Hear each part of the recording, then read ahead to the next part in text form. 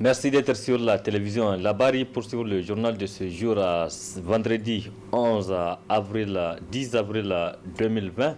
Mesdames, Messieurs, bonsoir et bienvenue à tous. Cette brève pour débuter ce journal, c'est pour parler de l'interpellation hier jeudi à la police judiciaire du coordinateur exécutif national du réseau des organisations pour la transparence et l'analyse budgétaire.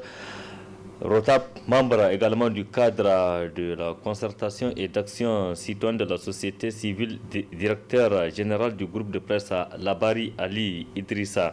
Il va ainsi passer sa deuxième nuit de détention dans le locaux de la police judiciaire. Cette interpellation dont nous ignorons les vrais motifs est en lien avec les activités de l'activiste. Ainsi, depuis l'arrestation de leurs camarades de la société civile nigérienne le 15 mars dernier à la suite d'une manifestation pacifique, entre autres pour dénoncer le détournement des milliards au ministère de la Défense nationale. Ali Idrissa a publié régulièrement des posts sur les réseaux sociaux pour d'abord condamner l'incarcération de leurs camarades dans les maisons d'arrêt de la région de Tillabéri, mais aussi pour dénoncer l'affaire du détournement du ministère de la Défense nationale, tout en rappelant chaque fois le nom des personnes qui seraient impliquées dans cette affaire. Ali Idrissa, comme je le disais, donc, va passer sa deuxième nuit de détention dans le locaux de la police judiciaire.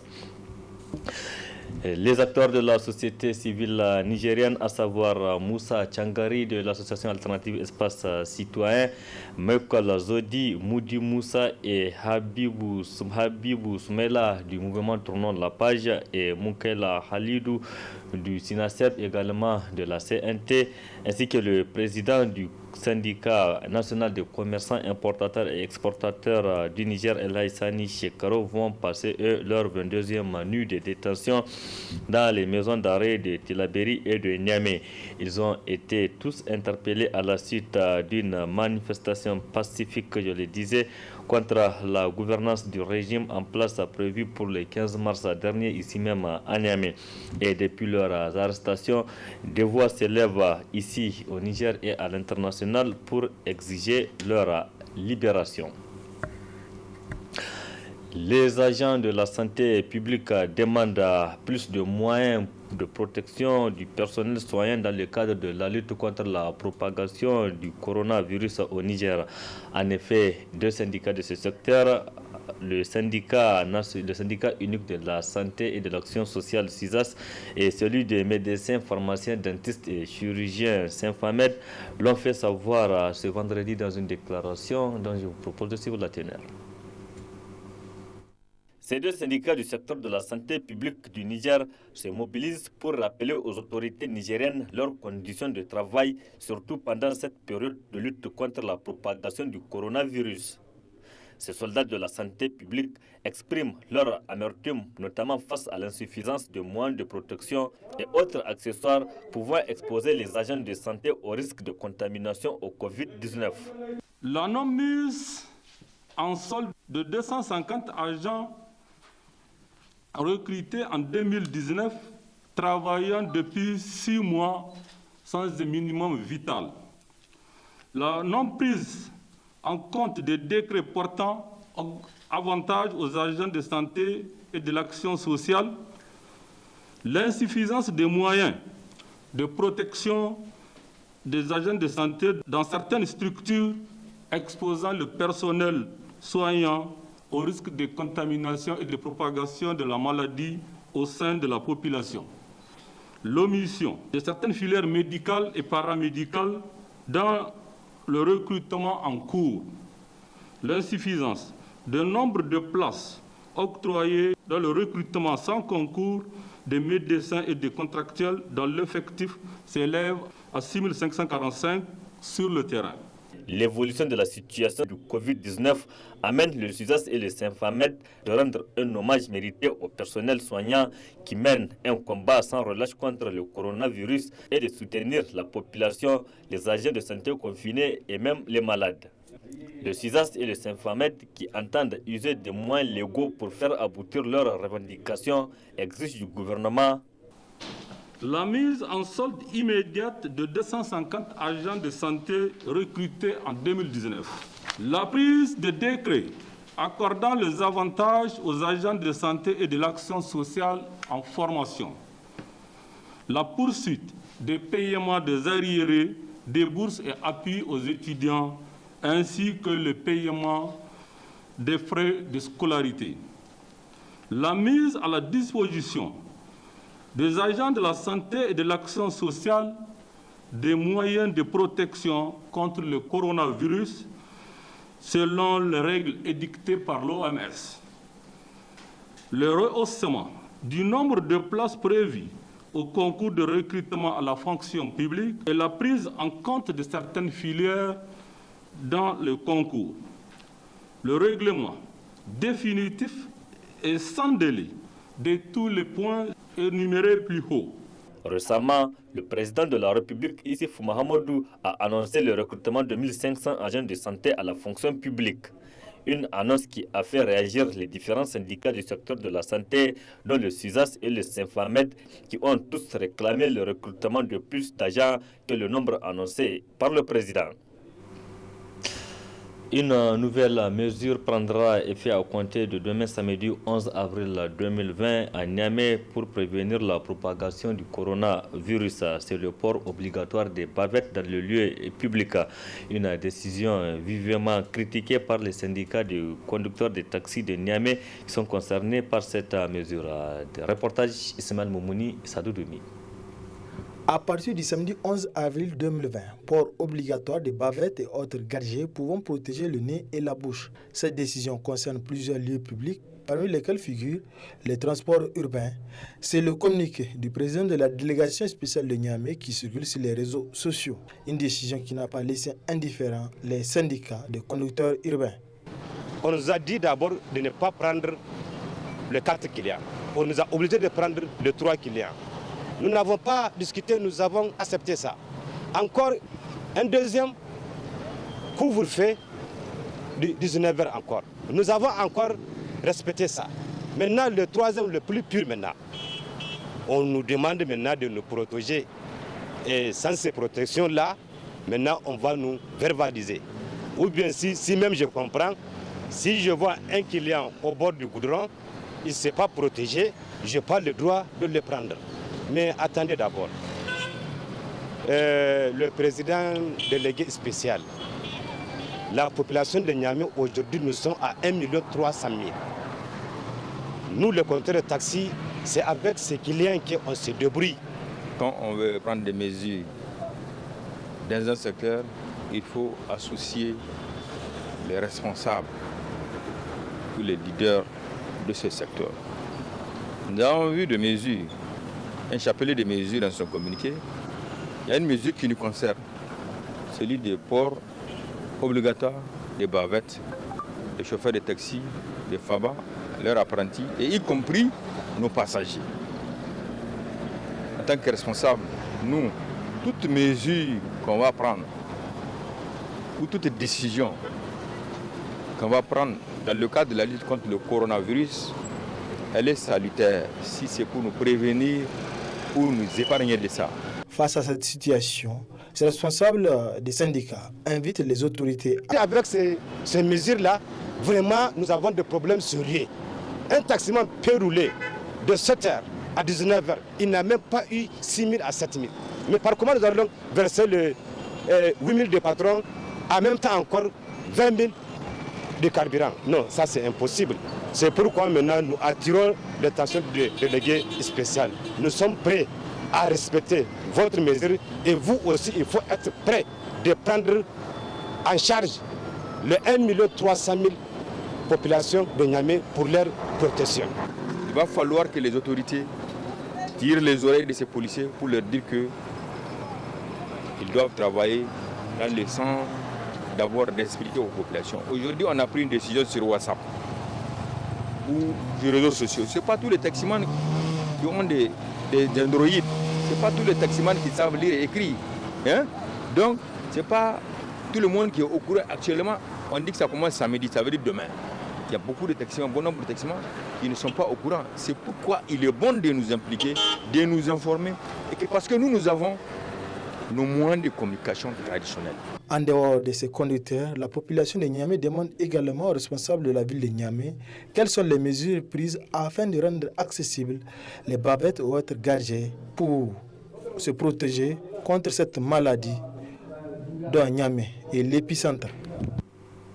Restons donc au niveau de Niamey, notamment au niveau de la région où les autorités régionales ont annoncé à travers une correspondance qui circule aussi sur les réseaux sociaux du gouvernorat de Niamey en date du 10 avril 2020 le renouvellement de l'instauration d'un couvre-feu à Niamey pour 2 semaines à compter et donc du samedi 11 avril 2020 et ce couvre-feu c'est de la période de 19h à 6h du matin comme le précédent.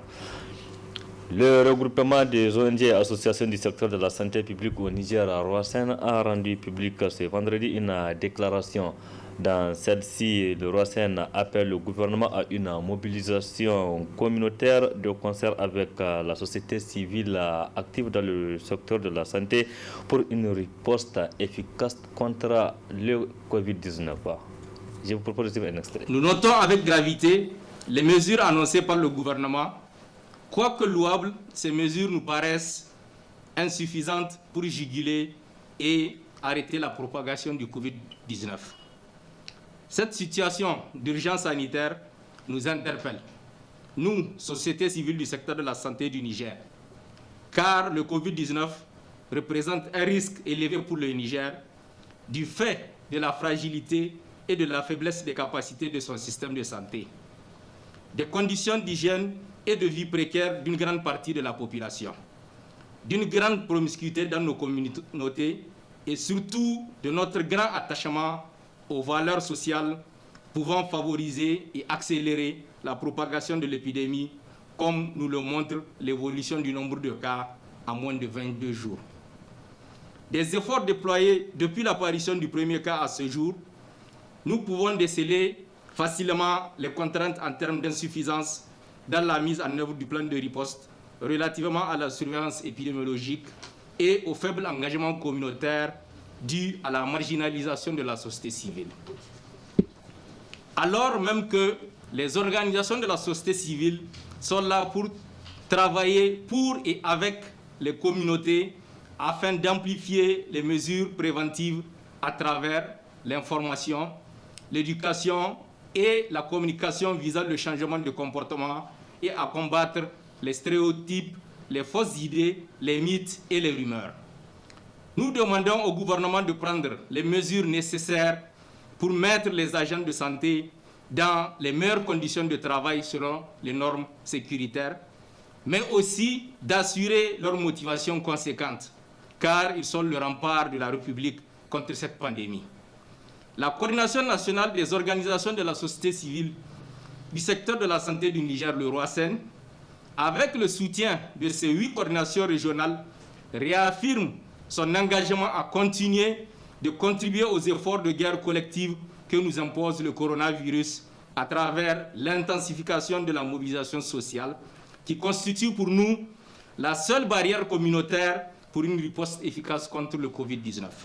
Pour matérialiser cette ambition, nous avons élaboré et soumis au gouvernement un projet contextuel de mobilisation communautaire en complémentarité des mesures gouvernementales. En cette période de crise exceptionnelle, nous en appelons aux chefs de l'État, au gouvernement, au Parlement, aux partenaires bi- et multilatéraux et aux entreprises citoyennes à soutenir ce projet communautaire à travers des appuis multiformes afin que tous, d'un même élan de solidarité, que nous puissions éradiquer le coronavirus de notre pays. Aussi, au nom de la coordination nationale des ONG et associations du secteur de la santé du Niger, le Roassen, et de toutes ces représentations au niveau décentralisé, nous exhortons la population nigérienne à respecter les mesures de prévention que sont le lavage des mains, le port du masque et la distanciation sociale. Notre engagement s'inscrit aussi dans une dynamique de lutte collective. C'est pourquoi notre déclaration se déroule ce vendredi 10 avril 2020 pour être au même diapason que l'ensemble des plateformes régionales des 18 pays membres de l'Organisation d'Afrique francophone pour le renforcement du système de santé, OAFRES, qui œuvrent pour l'amplification des gestes qui sauvent dans le cadre de la lutte contre le Covid-19.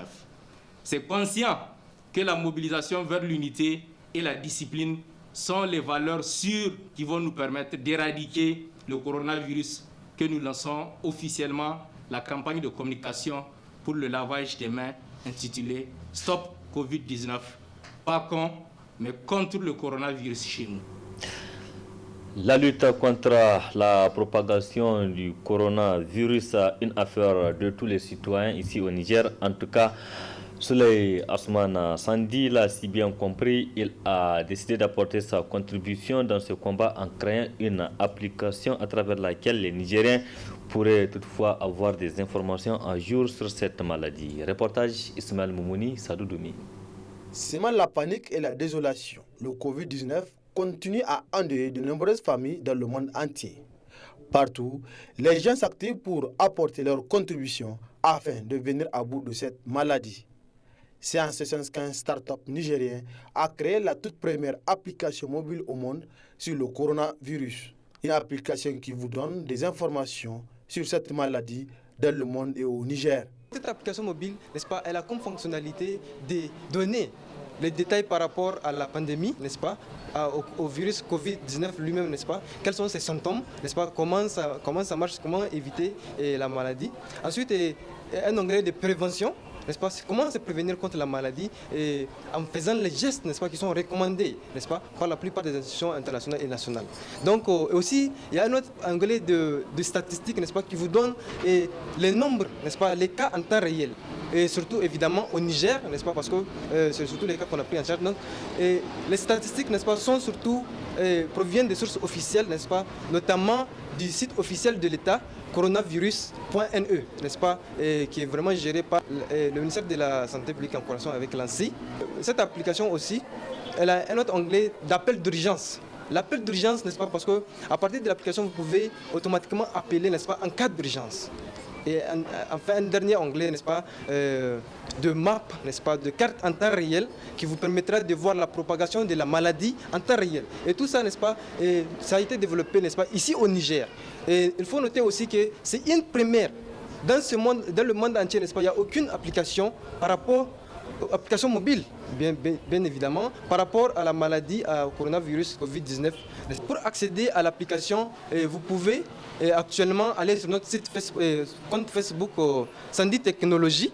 Voilà, donc vous aurez le lien et le lien aussi en partage dans les réseaux sociaux, bientôt disponible sur Google Play et l'application déjà en analyse sur Google Play. Donc je crois que nous, on a proposé cette solution pour dire aussi que les Nigériens sont capables, n'est-ce pas, d'amener leur contribution de façon à l'échelle internationale, n'est-ce pas, par rapport à cette maladie. Application simple et pratique, le concepteur dresse ses attentes. C'est par rapport à l'État d'abord.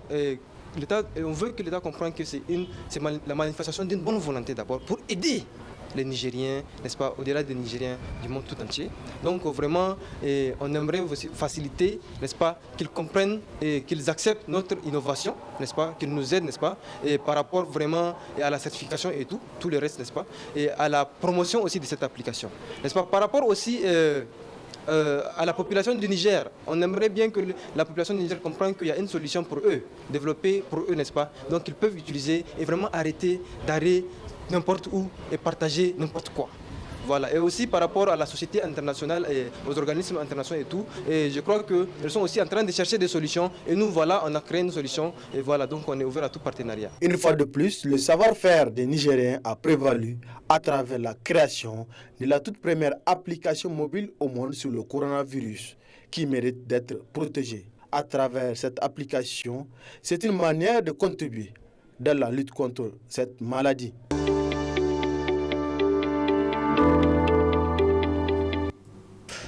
Le 10 avril 2017, des violents affrontements opposaient les éléments des forces de défense et de sécurité aux étudiants de l'université Abdou-Mouni de Niamey qui réclamaient l'amélioration des conditions de leur travail. Des échauffourées qui ont fait malheureusement un mort, en l'occurrence Mala Bagalé. Depuis lors, les étudiants se battent pour que la lumière soit faite sur cette affaire. 3 ans après ce jour, les responsables des structures scolaires ont fait le déplacement du tribunal de grande instance hors classe de Niamey pour aller voir la suite de ce dossier. C'est ce que vous allez voir dans ce reportage signé Hamza Sakou et Sadou Demi. 10 avril 2017, 10 avril 2020. 3 ans déjà que l'étudiant Mala Bagale est tombé lors d'une manifestation pacifique organisée par l'Union des scolaires nigériens pour revendiquer l'amélioration des conditions de vie et d'études. C'est ainsi qu'à la suite d'une franchise universitaire par les FDS dans leur mission de maintien d'ordre que Bagale a perdu la vie. Un acte ignoble que condamne les scolaires nigériens et exige justice. 3 ans après l'émission du dossier à la justice, ce 3e anniversaire, les scolaires se sont donné rendez-vous au tribunal de grande instance de Niamey pour voir de visu l'évolution du dossier de l'assassinat de l'étudiant Bagale. Après le 10 avril 2007, une commission d'enquête indépendante a été mise en place qui est chargée de retracer les conditions dans lesquelles les camarades ont été abattus. Et dans les conclusions, il est sorti clair que le camarade est victime d'un tir lacrymogène à bout portant. Il est sorti clairement que la gendarmerie est responsable de l'assassinat du camarade. Donc nous avons déposé la plainte pour que justice soit faite. Nous sommes venus, nous avons rencontré le procureur qui nous a fait état de lieu du dossier et nous avons d'ores et déjà pris l'engagement de réactiver encore le dossier dans la semaine à venir. Parce que la particularité de ce dossier, c'est qu'il y a déjà un résultat final, n'est-ce pas, d'enquête indépendante de la commission qui est là. Il suffit juste de l'appuyer, de le parcourir afin de situer les responsabilités. Et il faut que justice soit rendue à l'endroit, n'est-ce pas, de ces camarades-là. Pour l'USN, c'est toujours les mêmes revendications que réclament les étudiants, possible d'être résolues par un gouvernement. Le contexte du 10 avril 2017 et le contexte du 10 avril 2020, absolument rien n'a changé. L'USN lutte pour une amélioration générale de toutes les conditions des militantes et des militants depuis la conférence nationale souveraine, après la conférence, l'avènement de la démocratie, jusqu'à aujourd'hui, les paiements des bourses, les paiements des allocations, les constructions de nos classes, des classes en matière d'effectifs, le recrutement des enseignants en quantité, en qualité, et la construction des amphithéâtres dans nos universités. Jusqu'à preuve du contraire, nos gouvernants restent insensibles à ces revendications. Et il faut que le peuple accepte de s'investir et d'emboîter les pas à ces étudiants, aux scolaires, à tous les responsables, n'est-ce pas, des organisations syndicales, pour que les autorités qui sont élues par le peuple puissent répondre efficacement aux demandes et à toutes les revendications de l'école nigérienne. L'USN appelle ses militantes et militants à rester sereins, unis pour des éventuels mots d'ordre parce qu'ils attendent continuer le combat jusqu'à satisfaction.